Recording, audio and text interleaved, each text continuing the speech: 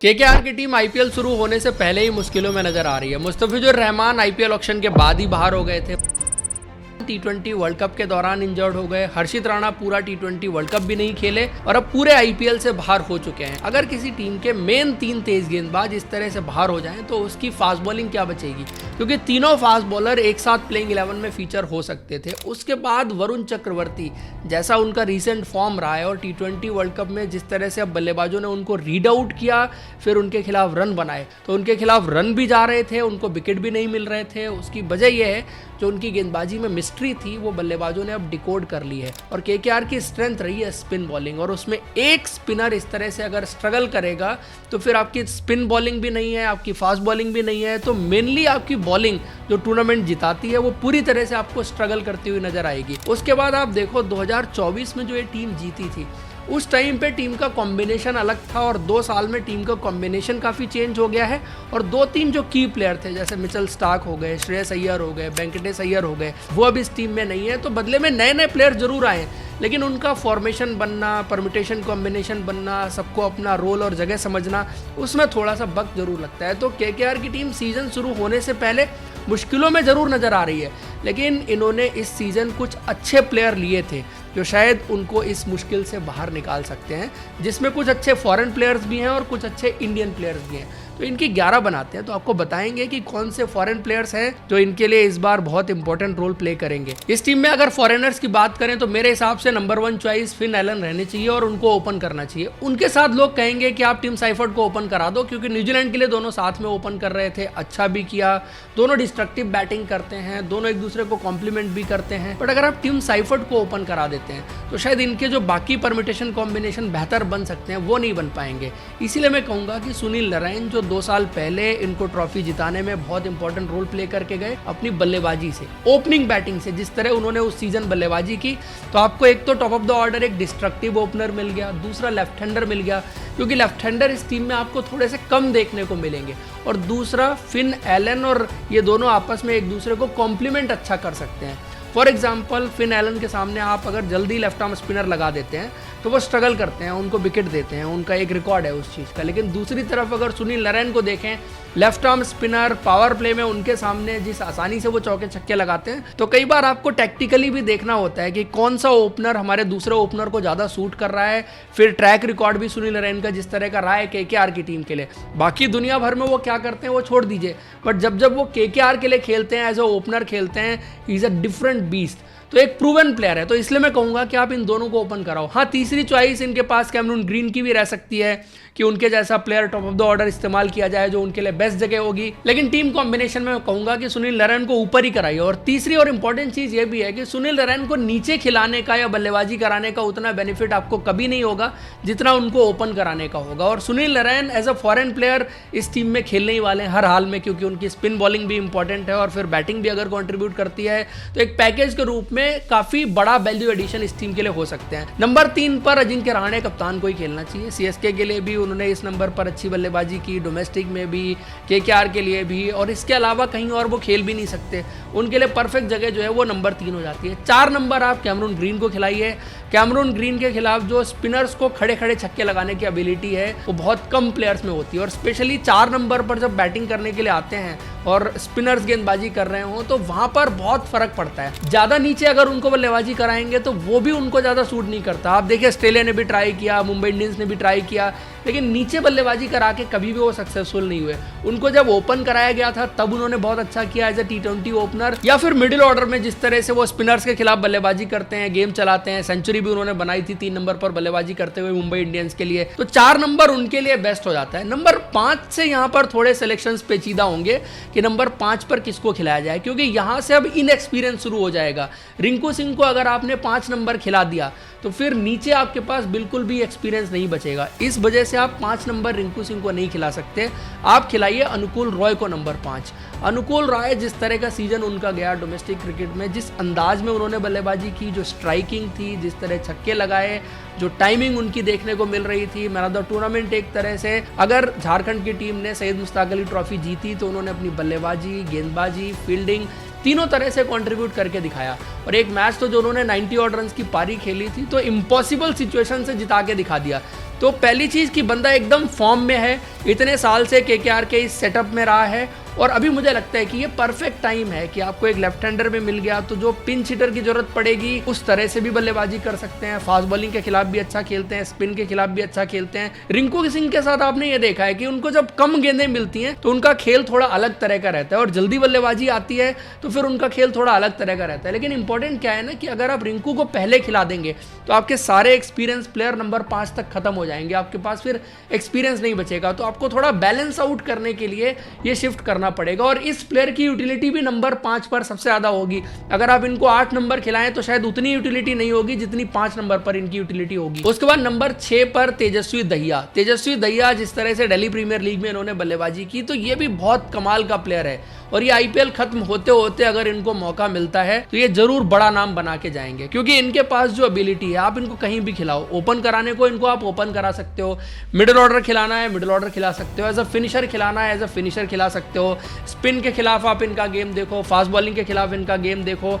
तो एक बहुत ही जबरदस्त T20 बैट्समैन है। इस बार डोमेस्टिक क्रिकेट में दिल्ली के लिए भी अच्छा किया, डीपीएल में किया, उसी की वजह से पिक भी हुए हैं। और फिनिशर के रोल में जो केकेआर की टीम को जरूरत है तो राइट हैंडर भी मिल गया आपको नंबर 6 पर, एक ऐसा प्लेयर जो हर गियर में बल्लेबाजी करने की काबिलियत रखता है, और शायद ये आईपीएल खत्म होते होते अपना नाम बड़ा करके जरूर जाएंगे। तो मेरे हिसाब से 6 नंबर आप तेजस्वी सिंह दहिया को रखिए, 7 नंबर आप रिंकू सिंह को ले आइए, जो आप एक्सपीरियंस की बात कर रहे थे कि आपको चाहिए।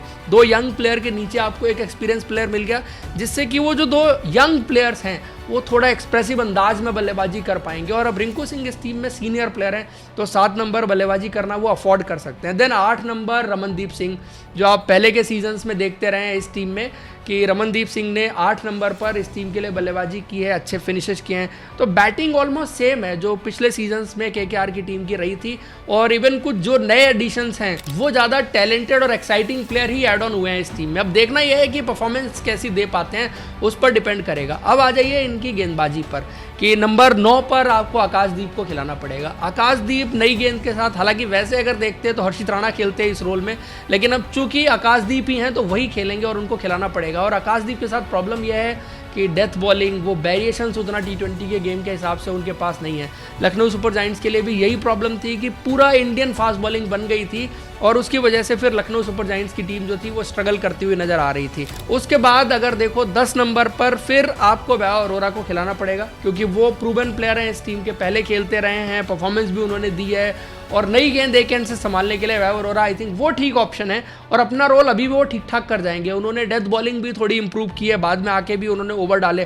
तो 2 फास्ट बॉलर तो ये हो गए इनके पास। उसके बाद स्पिन डिपार्टमेंट में नंबर 11 पर वरुण चक्रवर्ती हो गए, तो इनकी गेंदबाजी भी यहाँ पर पूरी हो जाती है एक तरह से। लेकिन नंबर 12 पर अब आपको चाहिए तो आप मुजरवानी को खिला सकते हैं, कार्तिक त्यागी का ऑप्शन आपके पास है, उमरान मलिक का ऑप्शन आपके पास है। अब ये डिपेंड करता है कि इनके पास अगर फॉरेन फास्ट बॉलर होता तो वो यहाँ पर खेल रहा होता। श्योर शॉट था कि आप चाहे वो मुस्तफिजुर को खिलाते, चाहे किसी को भी खिलाते, आपके पास सारे ऑप्शंस ठीक थे। अब आपके पास ऑप्शन है कि आप मुजरवानी को खिलाएं या इंडियन फास्ट बॉलर उनको आप ट्रस्ट करें। कार्तिक त्यागी जो पेस उन्होंने दिखाई, जो वेरिएशंस वगैरह जो थोड़े बहुत उन्होंने इंप्रूव किए हैं, या उमरान मलिक की तरफ आप जाना चाहते हैं। स्पिनर्स में आपको चाहिए मिस्ट्री तो आप दक्ष कामरा को खिला सकते हैं। अंग्रेज रघुवंशी का भी इस्तेमाल किया जा सकता है, कभी आपको बैटिंग में थोड़ी सी जरूरत पड़े, क्योंकि इनके पास गेंदबाजी में ऑप्शंस पूरे हैं, क्योंकि टॉप 5 में बल्लेबाजी करने वाले 3 प्लेयर गेंदबाजी भी करते हैं। तो गेंदबाजी की प्रॉब्लम इस टीम में रहने वाली है ही नहीं। इवन यहाँ पर इंपैक्ट प्लेयर में आप फास्ट बॉलर खिलाएं, स्पिनर खिलाएं, खिलाने को एक बैट्समैन भी खिला सकते हैं, लाइक अंग्रेज रघुवंशी। कभी जल्दी विकेट गिर गया तो आप अंग्रेज रघुवंशी को खिला लीजिए, देर से विकेट गिरा तो आप रॉबर्ट पॉवेल को भी खिला सकते हैं एज अ फिनिशर, क्योंकि इन्होंने इस टीम में सिर्फ 3 ही फॉरेन प्लेयर्स लिए हैं। तो इनका जो इम्पैक्ट प्लेयर है वो कैसे इस्तेमाल करेंगे बहुत इंपॉर्टेंट रहेगा। अगर आप इस टीम को देखो तो सबसे पहले सुनील नारायण एक इनके पास बॉलिंग का ऑप्शन हो गया, फिर अनुकूल रॉय हैं, कैमरून ग्रीन है, 3 ऑप्शन तो ये हो गए। फिर आकाशदीप एक चौथा ऑप्शन इनके पास हो गया, वैभव अरोरा 5वां ऑप्शन हो गया, वरुण चक्रवर्ती 6वां ऑप्शन हो गया। तो 6 बॉलिंग के प्रॉपर ऑप्शंस इनके पास ऑलरेडी हैं। अब 7वां इनको चाहिए बैटिंग में इस्तेमाल करना है, बॉलिंग में इस्तेमाल करना है, फिनिशिंग में इस्तेमाल करना है, ये इनके ऊपर डिपेंड करता है कि उसको कैसे इस्तेमाल करेंगे। डेप्थ तो है इस टीम के पास, आप देखो अभी भी स्पिन बॉलिंग इनकी सबसे बेहतर नजर आएगी। वरुण चक्रवर्ती हैं, सुनील नारायण हैं, अनुकूल रॉय हैं, खिलाने को आप दक्ष कामरा को भी इंपैक्ट प्लेयर के रूप में खिला सकते हैं। इनके पास प्रशांत सोलंकी भी हैं, तो स्पिन डिपार्टमेंट काफी मजबूत है। जो बाहर भी बैठे हैं प्लेयर वो भी अच्छे हैं, जो खेल रहे होंगे वो भी अच्छे हैं, वर्ल्ड क्लास हैं, और अभी तक उन्होंने प्रूव किया है कि ये बेस्ट स्पिन बॉलिंग है अगर आप आईपीएल में सारी टीमों में कंपैरिजन करें। बैटिंग डेप्थ जैसा मैंने कहा कि नंबर 8 पर रमनदीप सिंह बल्लेबाजी कर रहे होंगे, फिर नंबर 9 पर आकाशदीप भी थोड़ा बहुत बल्ला घुमा सकते हैं, बट 8 नंबर तक इनके पास जो है वो प्रॉपर बैटिंग है। इवन 9वें नंबर पर भी इनको खिलाना पड़ा तो फिर अंग्रेज रघुवंशी को या रॉबमैन पॉवेल को लेके आ सकते हैं। तो मतलब इनके पास बेसिकली जो फ्लेक्सिबिलिटी है ना नंबर 9 तक बल्लेबाजी करने की वो भी है, गेंदबाजी में भी जो है वो प्रॉपर ऑप्शंस मिल जाते हैं। ओपनिंग पेयर इनका बहुत डिस्ट्रक्टिव है, लेफ्ट राइट का अच्छा कॉम्बिनेशन इनका बन जाएगा, बट स्टिल इस टीम में मेरे को कमियां ज़्यादा नज़र आ रही हैं, और कमियां ये हैं कि फास्ट बॉलिंग एक बहुत बड़ा कंसर्न रहेगी। स्पिनर मान लीजिए आपके लिए 12 ओवर अच्छे कर देंगे, बट 8 ओवर फास्ट बॉलिंग के, और सिर्फ 8 ओवर से काम नहीं चलेगा, आपको शायद 10 ओवर कम से कम फास्ट बॉलिंग के चाहिए होंगे। 3 फास्ट बॉलर मिलकर आपके लिए 10 ओवर डालें। हालांकि आपके पास वर्ल्ड क्लास स्पिनर्स हैं, इसमें से कुछ ऐसे स्पिनर्स भी हैं जिनको एक एंड से आप नई गेंद भी पकड़ा सकते हैं, तो आपका आधा काम फास्ट बॉलिंग का भी कर सकते हैं। इवन वो डेथ में भी आके आपके लिए 17वां 18वां ओवर तक डाल सकते हैं, बट स्टिल आपको किसी किसी स्टेज पर फास्ट बॉलर ही चाहिए होता है। जिन विकेट्स पर फास्ट बॉलिंग के लिए मदद रहेगी उधर देखना रहेगा कि फिर आपके पास वो फास्ट बॉलर कहाँ से आएगा।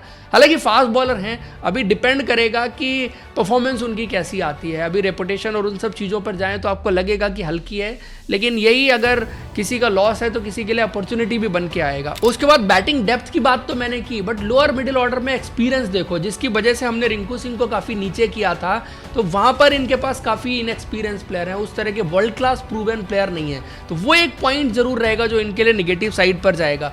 उसके बाद इनके पास जो बैकअप्स हैं वो उतने यूजफुल नहीं है। जनरली आप टीमों के पास देखो कि एक अच्छा प्लेयर खेल रहा है तो उसका बैकअप दूसरा उतना ही अच्छा बाहर बैठा हुआ है। यहाँ पर क्या है कि मनीष पांडे बाहर बैठे हैं, राहुल त्रिपाठी बाहर बैठे हैं, सार्थक रंजन है, रचिन रविंद्र हैं, इवन ब्लेसिंग मुजरवानी भी मैं कहूँगा कि मेन प्लेयर भी हैं, वो बैकअप भी हैं, सब कुछ है, लेकिन वो वर्ल्ड क्लास आपके मैच विनर वाले बैकअप्स आपको नज़र नहीं आ रहे। जैसे बाकी टीमों में आपको नज़र आएंगे कि 2-3 ऐसे प्लेयर भी बाहर बैठे होंगे जो किसी भी टीम में कभी भी जगह बनाने की काबिलियत रखते हैं। तो ये भी एक बड़ा निगेटिव पॉइंट है कि अब अगर कोई इंजरी हो गई, बैटिंग में कुछ कंसर्न हो गया, तो फिर केकेआर की टीम बड़ी मुश्किलों में नजर आएगी। एक और चीज़ भी है इस टीम के साथ कि जहाँ पर स्पिन बॉलिंग इतनी अच्छी है, और जब इस तरह की स्पिन बॉलिंग है, खास करके मिस्ट्री वाला एलिमेंट है, तो पीछे जो बिहाइंड द विकेट कीपर है वो भी उतना ही अच्छा होना चाहिए। फिन एलन कीपिंग जरूर करते हैं, बट वरुण चक्रवर्ती को, सुनील नारायण को, इन स्पिनर्स को इंडियन विकेट्स पर कीपिंग करना भी इतना आसान नहीं है। और कीपर अगर क्रूशल कैच छूट जाए, बॉल छूट जाए क्रूशल मौके पर, तो वो छोटा छोटा सा मार्जिन होता है, लेकिन इंपॉर्टेंट जरूर है कि बाकी टीमों में आप देखेंगे कि अच्छा इंडियन विकेट कीपर जो स्पिन के खिलाफ भी अच्छी कीपिंग करता है, तो वो एक पॉइंट रहता है हमेशा। हालांकि इनके पास तेजस्वी दहिया हैं जो विकेट कीपिंग भी कर सकते हैं, और इसीलिए तेजस्वी दहिया का रोल बहुत इंपॉर्टेंट रहेगा, ना सिर्फ as a finisher, as a keeper भी। अगर फिन एलन और तेजस्वी दहिया दोनों खेल रहे हैं तो केकेआर की टीम को चाहिए कि वो तेजस्वी दहिया को विकेट कीपिंग कराएं। ऑन पेपर तो फिलहाल ये टीम इतना अश्योरेंस नहीं देती, लेकिन इस टीम में पोटेंशियल है। जिस तरह के नए प्लेयर्स हैं, हमने बात की अनुकूल रॉय की, तेजस्वी दहिया की, इंडियन फास्ट बॉलिंग में उमरान मलिक हैं, कार्तिक त्यागी हैं, अगर इनमें से किसी प्लेयर का सीजन अच्छा जाता है या इन सब का सीजन अच्छा जाता है, कोई प्लेयर इमर्ज करके आता है, तो केकेआर की टीम भी उतना ही इमर्ज कर जाएगी जितना शायद 2 साल पहले की थी, कि कम से कम टॉप 4 में क्वालिफाई कर सके। आप लोग बताइए, आप लोग को क्या लगता है कि केकेआर की टीम इस बार पॉइंट्स टेबल में कहां पर खत्म करने वाली है? वीडियो और इन्फॉर्मेशन अच्छी लगी है तो लाइक और हमारे चैनल को सब्सक्राइब जरूर करें। Thank you, see you in next video.